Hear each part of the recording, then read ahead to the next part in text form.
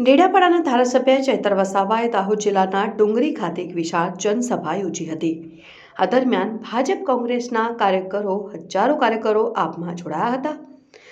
દાહોદ જિલ્લાના ડુંગરી ખાતે ધારાસભ્ય ચૈતર વસાવાના અધ્યક્ષસ્થાને ગુજરાત જોડો જનસભા યોજાઈ હતી, જેમાં દાહોદ જિલ્લામાંથી હજારોની સંખ્યામાં જનમેદની ઉમટી પડી હતી। ચૈતર વસાવાના હસ્તે ભાજપ અને કોંગ્રેસના હજારો કાર્યકરો આપમાં જોડાયા હતા। આગામી સમયમાં જિલ્લા પંચાયત, તાલુકા પંચાયત અને નગરપાલિકાની ચૂંટણીઓ આવી રહી છે, ત્યારે દાહોદ જિલ્લામાં આમ આદમી પાર્ટીએ ચૂંટણી માટે તૈયારીઓ શરૂ કરી દીધી છે, જેના ભાગરૂપે આજે નવરચિત ગોવિંદ ગુરુ લીંબડી તાલુકાના ડુંગરી ખાતે ડેડિયાપાડાના ધારાસભ્ય ચૈતર વસાવાના અધ્યક્ષસ્થાને ગુજરાત જોડો જનસભા યોજાઈ, જેમાં આસપાસના ગામોના સરપંચો, ઝાલોદ એપીએમસીના પૂર્વ વાઇસ ચેરમેન, બીટીપીના પૂર્વ જિલ્લા પ્રમુખ સહિતના ભાજપ અને કોંગ્રેસના હોદ્દેદારો પોતાના સમર્થકો આપમાં જોડાયા હતા। ધારાસભ્ય ચૈતર વસાવાએ આમ આદમી પાર્ટીનો ખેસ પહેરાવીને તમામ કાર્યકરોને પક્ષમાં આવકાર આપ્યો હતો।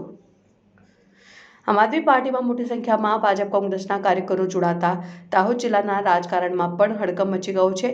બીજી તરફ જનસભામાં ચૈતર વસાવાએ ભાજપ ઉપર આકરા પ્રહાર કરતા કહ્યું હતું કે અમને દબાવવા માટે ખોટી ફરિયાદો થઈ, જેલમાં બંધ કરાવ્યો, પરંતુ ભાજપ સામે અંતિમ શ્વાસ સુધી લડીશું। ભાજપના સાંસદો, ધારાસભ્યોએ કરોડો રૂપિયાના કૌભાંડો કર્યા છે, ત્યારે આવનારા સમયમાં ભાજપ સામે લડીને ખેડૂતોના હક માટે લડવાનો હુંકાર કર્યો હતો।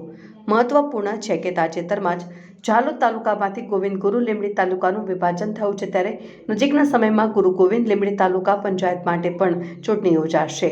આ તાલુકા પંચાયતની ચૂંટણી લડવા માટે સ્થાનિક નેતાઓ એડી ચોટીનું જોર લગાવી રહ્યા છે, ત્યારે તાલુકા પંચાયતની ટિકિટ મેળવવાની લાલચે અનેક આગેવાનો રાજકીય પક્ષમાં પોતાનું સ્થાન જમાવવા માટે પ્રયાસ કરી રહ્યા છે। ભાજપના ગણગણાતા ગુરુ ગોવિંદ લીંબડી તાલુકામાં ભાજપ અને કોંગ્રેસના આગેવાનો આપમાં જોડાઈ રહ્યા છે, ત્યારે હાલ તો ગોવિંદ ગુરુ લીંબડી તાલુકાના રાજકારણમાં પણ ગરમાવો આવી ગયો છે।